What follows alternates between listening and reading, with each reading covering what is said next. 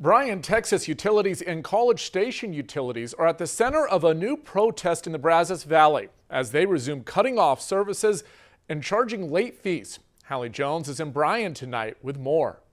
Monday, protesters were here at BTU protesting, saying that now is not the time to resume termination and late fees. Monday, Bryan, Texas utilities and College Station utilities resumed termination of services and late fees after 4 months of stopping disconnections due to the pandemic. At some point, it's got to come to an end. And we know that the governor of Texas wants to get Texas back to business as usual as possible. And this is simply business as usual. BTU says currently there are about 2,000 customers that are 30 days past due on paying their bill. They're asking those customers who may need assistance to call them or one of the partnering nonprofit agencies like the Salvation Army. We have funds that are specifically designated for those, and we want individuals to know that if they are in need, that the Salvation Army is here ready and willing to help provide assistance. While BTU is asking customers that are overdue to contact them, protesters are saying that plan is clearly not working. Right now there are 80 people with payment plans set up.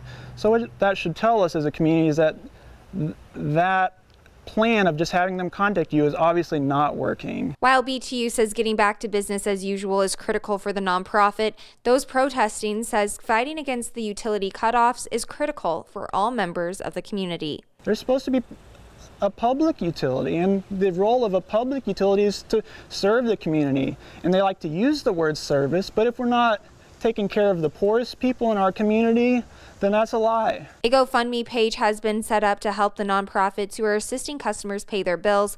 Members of the community say they will continue to hold BTU accountable. What we have in mind is to continue to put out there the list of people who have the power to make this change, and that is the BTU executive team, the BTU board of directors, and the city council and the mayor. Protesters say a boycott of the businesses owned by BTU's board of directors will be the next step of their protest. BTU says the disconnecting and reconnecting fee is an additional $25, which can be avoided if they reach out for assistance.